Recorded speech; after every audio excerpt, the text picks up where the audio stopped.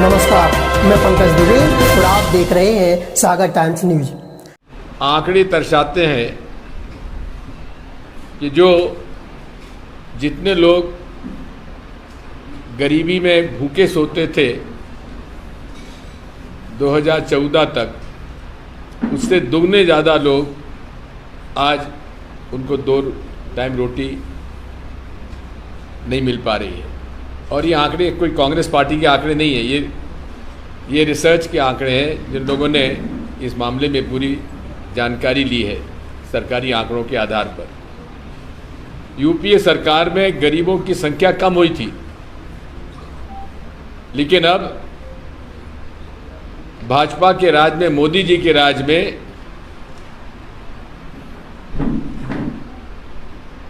गरीबों की संख्या बढ़ गई और गरीब और गरीब हो गया और अमीर हो गया।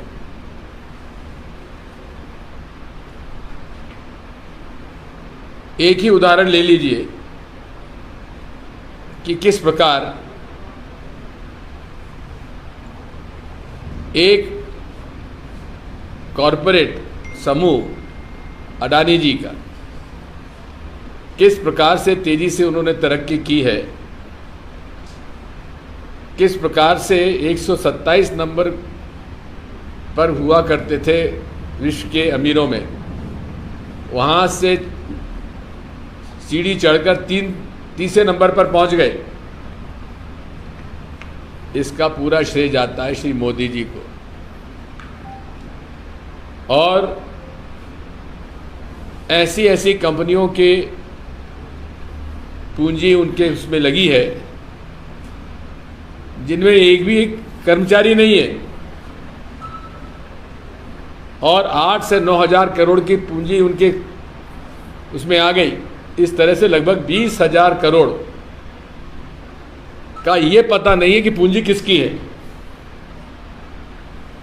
जब ये बात राहुल गांधी जी लोकसभा में कहते हैं तो उनकी बात का जवाब देने के बजाय सदन की कार्रवाई से उनका भाषण ही लुप्त कर दिया जाता है, विलोपित कर दिया जाता है। क्यों? क्योंकि कहीं ना कहीं दाल में काला है। अगर मैं कहूँगा चोर की दाढ़ी में तिनका है तो लोग बाग भड़क जाएंगे कि मैं किस दाढ़ी की बात कर रहा हूँ। इसलिए मैं कह रहा हूँ दाल में कुछ काला है, जिसकी वजह से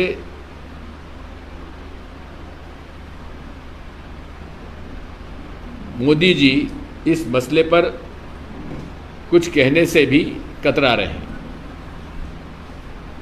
क्या कारण है कि हम लोगों ने संयुक्त संसदीय समिति की मांग करी कि इसकी जांच होना चाहिए। इतना बड़ा घपला हो जाए जहां की 10 लाख करोड़ जनता के पैसे का घाटा हो, नुकसान हो जाए। लाखों लोगों को जिनकी LIC की पॉलिसी ली हुई है, जिनका बैंक में पूंजी जमा है, उन सब की जीवन की पूंजी, कमाई हुई पूंजी आधी रह जाए। इस पर क्या जांच नहीं होना चाहिए?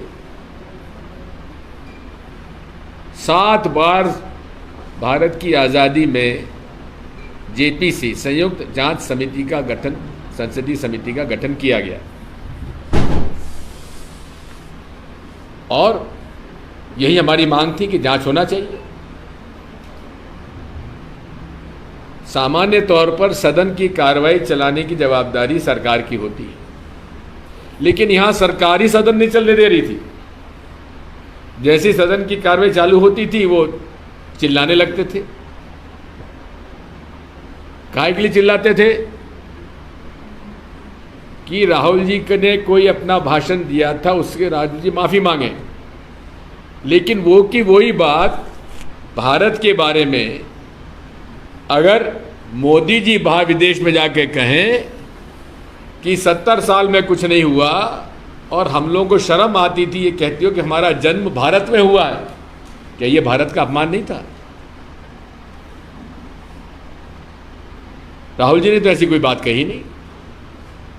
उनके लिए माफ़ी मांगे, लेकिन मोदी जी माफ़ी नहीं मांगेंगे। क्या मोदी जी क्या खुदा हो गए हैं? क्या भगवान हो गए हैं? हम इस बात को कहना चाहते हैं कि जेपीसी के माध्यम से इसकी जांच होना चाहिए और पता लगाना चाहिए कि आखिर ये 20,000 करोड़ है किसका। अरे छोटे छोटे लोगों पर तो ईडी हो गई, आईटी हो गई, सीबीआई हो गई, लेकिन ऐसे कई कांग्रेस और अन्य पार्टी के लोग जिनको कि भारतीय जनता पार्टी के मंत्री और नेताओं ने भ्रष्ट कहा, भ्रष्टाचार के आरोप लगाए, वो जैसे ही भाजपा में गए सारे आरोप समाप्त। ये राजनीतिक वॉशिंग मशीन है, काला डालो सफेद निकलता है। ये सारी बातें आज जनता के सामने हैं। बेरोजगारी बढ़ती जा रही है और जब हम इसके बारे में बात करते हैं तो वो धर्म को सामने ले आते हैं।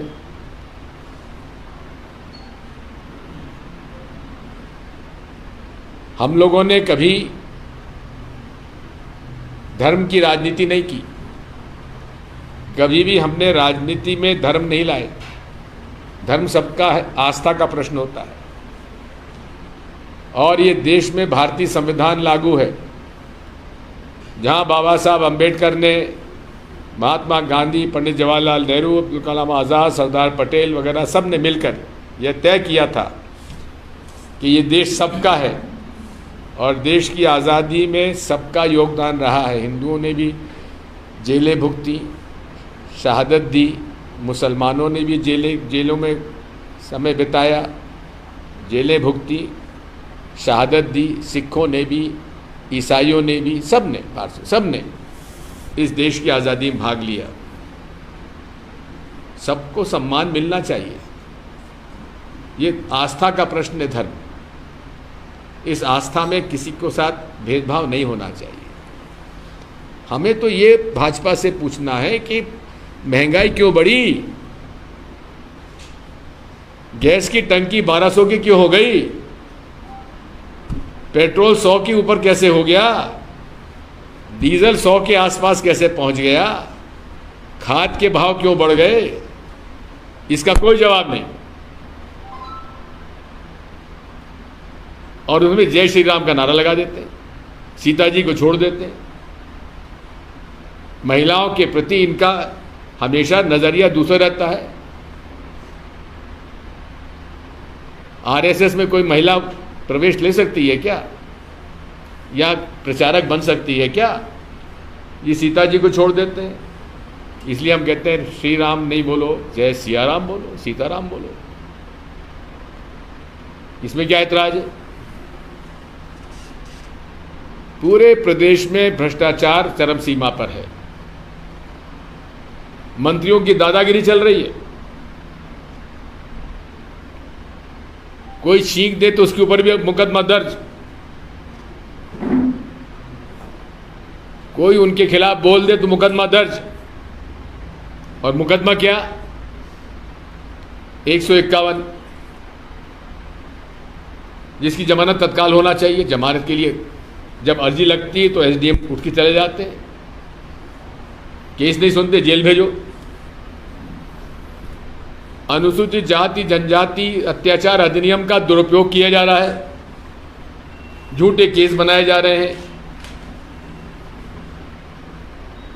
अरे हम भी मुख्यमंत्री रहे, मंत्री रहे, मेरे कार्यकाल में 10 साल तक मेरे राघोगढ़ विधानसभा सीट का एक भी भाजपा का मतदाता, भाजपा का सपोर्टर को ये कह दे कि उसके साथ मैंने अन्याय किया हो।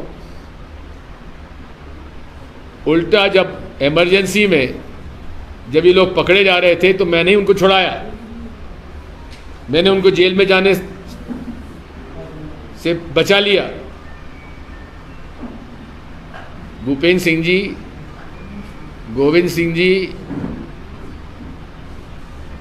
गोपाल भार्गव जी, आप सब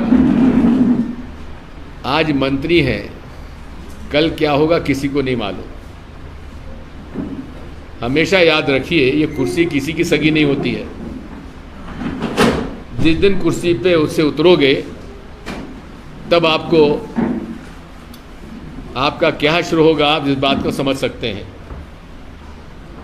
आपने जो परिपाटी डाली है और इनके सबके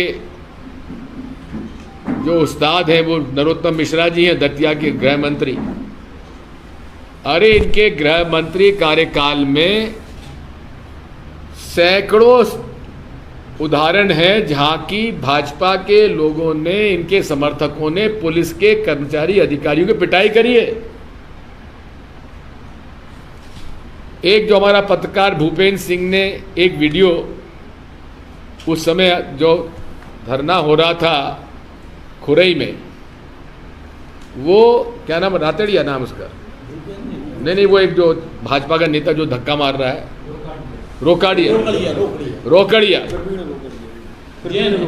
प्रवीण रोकड़िया, वो भाजपा का नेता पुलिस को धक्का दे रहा है, हाथ उठा रहा है, उस पर कोई मुकदमा दायर नहीं हुआ। और जो लोग वहाँ पर शांतिपूर्ण ढंग से प्रदर्शन कर रहे थे उन पर 307 का केस, 326, 324।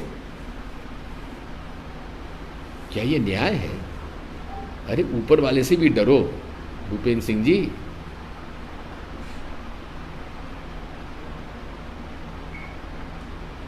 जिस दिन कुर्सी चली गई ना, खुरई में रह नहीं पाएंगे आप, इतना आपने विरोध खड़ा कर लिया है। अभी लोग डरे हुए हैं, पुलिस के डर से चुपचाप बैठे हैं, लेकिन ये अच्छा आप नहीं कर रहे हैं।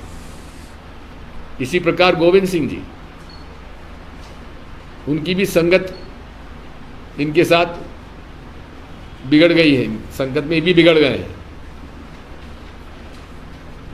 ये सब बातें ध्यान रखने की आवश्यकता है।